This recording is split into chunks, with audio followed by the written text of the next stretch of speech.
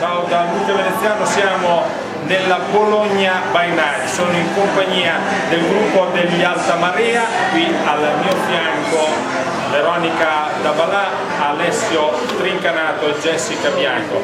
Parliamo della notte bolognese perché qui c'è uno che la notte l'ha veramente vissuta, Pardo Mariani, che ha un suo progetto da sviluppare. Vai Pardo, parla pure agli amici della Titanus TV che ci seguono. In poche parole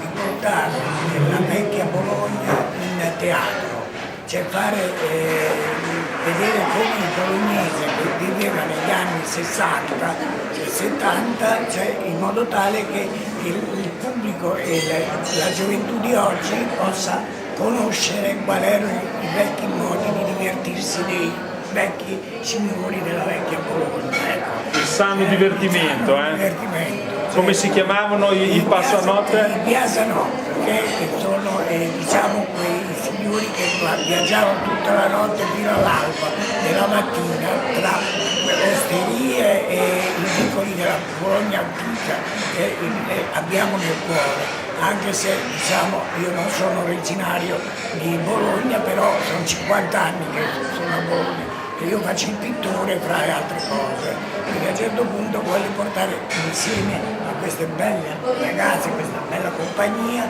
c'è questo spettacolo che fa rivivere i bolognesi del vecchio 60. Questo progetto del sano divertimento. Del sano divertimento. Noi siamo per il sano divertimento, siamo per la vecchia Bologna by Night.